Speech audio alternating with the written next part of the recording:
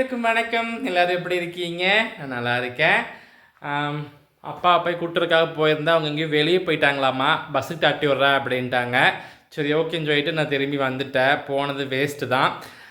நீ வந்து நம்ம இருக்கிற வேலையெல்லாம் பார்ப்போம். இருக்கிற வேலையை விட இன்றைக்கி எக்ஸ்ட்ரா வேலை ஒன்று எடுத்து வச்சுருக்கேன். அதையும் சேர்த்து பண்ண வேண்டியதாக இருக்குது. ஃபஸ்ட்டு குளிச்சுட்டு வந்துடுறேங்க. நேற்று காலையில் புதன்கிழமை காலையில் வந்தோடனையும் குளித்தது. இன்றைக்கி வியாழக்கிழமை ஈவினிங் ஆயிடுச்சு, இன்னும் குளிக்கலை. ஃபஸ்ட்டு தண்ணி காய வச்சு ஃபுல்லாக குளிச்சுட்டு அதுக்கப்புறம் தான் பார்த்திங்கன்னா வேலையை செய்யணும். நைட்டு டிஃபனுக்கு என்னென்ன பண்ணணுமோ எல்லாம் பண்ணணும். ஒரு ஐடியாவும் கிடையாது சத்தியமாக. இந்த நைட்டு டிஃபனுக்கு மட்டும் என்ன பண்ணுறதுன்னே இன்னுமே தெரிய மாட்டேங்குது. சரி ஓகே, ஏதாச்சும் ஃப்ரிட்ஜை நீக்கி பார்ப்போம். காய் இருந்தால் எடுத்து வணக்கிடணும். நான் இன்றைக்கி கண்டிப்பாக அரிசி உற வச்சு மாவு ஆட்டி வச்சிடணுங்க. இல்லைன்னா வந்து நமக்கு டென்ஷனே ஆயிடுது. டெய்லி என்னங்க சமைக்கிறது யோசிக்கிறது. லேடிஸ் அந்த பிரச்சனை பார்த்திங்கன்னா ஜென்ஸ் எனக்கும் இதே பிரச்சனை தான். சரி ஓகேங்க, நான் வந்து குளிச்சுட்டு அப்புறம் கன்டினியூ பண்ணுறேன். கால் வாங்கிட்டு வந்திருக்கேங்க. இந்த கிட்டத்தட்ட ஒரு வாரமாக போராடி இப்போ தான் காலை கிடச்சிருக்கு. மஞ்சத்தூள் போட்டு ஊற வச்சுருக்கேன். இது வந்து கொஞ்சம் க்ளீன் பண்ணணும். இது வந்து இப்போ க்ளீன் பண்ணி ராவடுப்பில் போட்டு வச்சிட்டோம்னா நாளைக்கு காலையில் குழம்பு வச்சுக்கலாம். இந்த காலுக்கு வந்து டிமாண்டை பாருங்களேன். நானும் ஒரு வாரமாக போராடிட்டு இருக்கேன். இன்றைக்கி இப்போ கேட்டோம்னா வச்சுக்கோங்களேன், கால் இல்லைங்கிறாங்க. என்னன்னு தெரியல, எல்லாருமே இந்த ஒரு வாரமாக கால் அதிகமாக வாங்குறாங்க. அதனால் காலே இருக்க மாட்டேங்குது. நீங்கள் ஃபஸ்ட்டே பணம் கொடுத்துட்டு போயிருங்க, நாங்கள் வெட்டி வச்சிடறோம் அப்படின்னாங்க. சரி ஓகே அப்படின்ட்டு நேற்று புதன்கிழமை அன்னைக்கு கொடுத்துட்டு வந்தேங்க அமௌண்ட்டு. இன்றைக்கி காலையில் வாங்கிட்டு வந்தேன். அதை வந்து ஃப்ரீசரில் வச்சுருந்தேன். அதுக்கப்புறம் இப்போ ஈவினிங் வந்து நான் எடுத்து தண்ணிக்குள்ளே போட்டு மஞ்சத்தூள் போட்டு வச்சுருக்கேன். இது வந்து நல்லா இந்த தீச்சிருப்பாங்கல்லங்க, அதை ஃபுல்லாக நம்ம கரிஞ்சது ஃபுல்லாக க்ளீன் பண்ணிவிட்டு இங்கே ராவடுப்புன்னு சொல்லுவோம். நைட்டு ஃபுல்லாக அது நம்ம தனியாக வைக்கிறோம் இல்லைங்க, அந்த அடுப்பில் வந்து நம்ம போட்டு வச்சிட்டோம் அப்படின்னா அந்த சூப் பூரா இறங்கி நல்லா வெந்துடும். காலையில் சூப்பை குடிச்சிட்டு குழம்பு வச்சுருவோம் எப்போவுமே. நாளைக்கு வந்து நம்ம வீட்டில் கால் குழம்பு. வெட்டிட்டு வந்த காலை ஃபுல்லாக பார்த்திங்கன்னா க்ளீன் பண்ணிவிட்டு நம்ம ஒரு சட்டியில் வந்து தண்ணி தேவையான அளவுக்கு ஊற்றிட்டு உப்பு மஞ்சத்தூள் மட்டும்தாங்க போடுறேன், வேறு எதுவுமே போட்டு அப்படியே கொண்டு போய் விறகு வள வச்சுட்டேங்க. வந்தோடனே அம்மா வந்து காஃபி வச்சுட்டாங்க. மணி 8:45 நைட்டு. எங்கள் வீட்டிலலாம் இப்படி தான் காஃபி குடிப்போம். ஏன்னா அது பழகிருச்சு. ஏன்னா எல்லாருமே வரும்போது நைட் 8 மணிக்கு மேலே ஆயிரும். அதுக்கப்புறம் வந்து தான் எங்கள் வீட்டில் டீ காஃபி எல்லாம் குடிப்போம். கிட்டத்தட்ட ஒரு 15-20 வருஷத்துக்கு மேலே பழகிருச்சுங்க. ஸோ ஒன்றும் பண்ண முடியாது. இந்நேரத்துக்கு டீ காஃபி குடிக்கிறது தப்பு தான். ஸோ வேறு வழி இல்லை. டீ காஃபி குடிக்காமையும் வாழவும் முடியல, என்ன பண்ணுறது. அப்படியே பார்த்திங்கன்னா அம்மா சமைக்கிறதுக்கு ஆரம்பிச்சிட்டாங்க.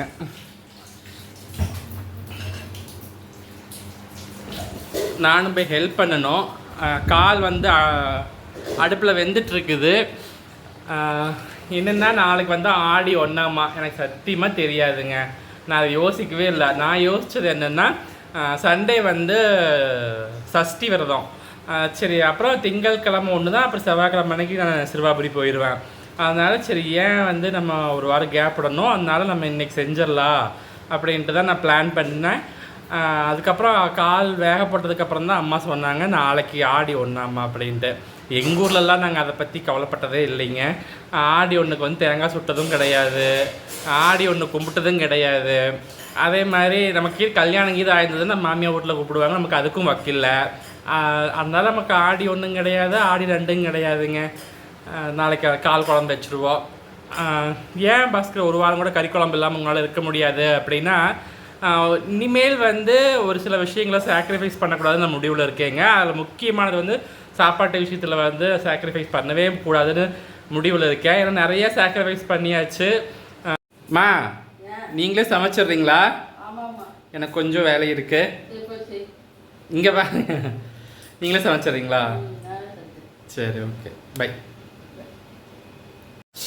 அம்மாவே சமைச்சிட்றாங்களாம்மா. எனக்கு கொஞ்சம் வேலை இருக்குது. எல்லாம் கொஞ்சம் பெண்டிங் ஒர்க்கெல்லாம் தைச்சி முடிச்சுட்டு திங்கக்கிழமைக்குள் டெலிவரி கொடுக்கணும். இன்னும் 1000 பீஸ்க்கு மேலே கட்டுறதுக்கு எல்லாம் முடிக்கணும். அப்புறம் இடையில இந்த கேப்பில் தான் நான் கம்பெனிக்கே போயிட்டுருக்கேன்.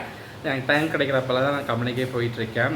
தீபாவளி வரைக்கும் அப்படியே ஒப்பேற்ற வேண்டியதான். என்ன பண்ணுறது, அதையும் பார்க்கணும் இதையும் பார்க்கணும் இல்லைங்க. அப்புறம் முக்கியமாக அவரையும் பார்க்கணும். ஸோ எல்லாத்தையும் மேனேஜ் பண்ணி அப்படியே ஓட்டிகிட்ருக்கேன். ஏதாச்சும் ஒரு நல்லா வழி கொடுங்க முருகா. டைம் பார்த்தீங்களா 9:50. இப்போ தான் நாங்கள் வந்து சாப்பிட்றக்கே ஆரம்பிக்கிறோம். எங்கள் வீட்டில் இன்னுமே டைம் ஆகும். எங்கள் நைனாலாம் பார்த்திங்கன்னா 11 மணி ஆயிரும். ஏமா எங்கள் அம்மா கொஞ்சம் ஷை டைப் அப்படி தான். சரி, ஓகேங்க. இதோட இந்த விலாகை முடிச்சுக்கலாம். பாய், குட் நைட். நாளைக்கு ஒரு நல்ல வீடியோவில் பார்க்கலாம். என்ன ஸ்டைலாக படுத்திருக்கான் பாருங்களேன். இந்த மாதிரி சொகுசெல்லாம் யாருக்குங்க கிடைக்கும்? நமக்கெல்லாம் பார்த்திங்கன்னா எத்தனை டென்ஷனில் நைட்டு தூக்கமே வர மாட்டேங்குது ஃப்யூச்சரை நினச்சி. ஆனால் இவனை பாருங்களேன், இவ்வளோ பேசிகிட்டு இருக்கோம், எங்கள் அம்மா பக்கத்தில் வீடியோ பார்த்துட்ருக்காங்க. ஆனால் கட்டலில் எப்படி படுத்திருக்கான் பாருங்களேன். ஏய், நல்லா சொகுசாக வாழ்கிறாங்க. அடுத்த ஜென்மத்தில் என்னுடைய ஒரே வேண்டுதல் நாயாக பிறக்கணுங்க. அதுவும் வீட்டு நாயாக பிறக்கணும்.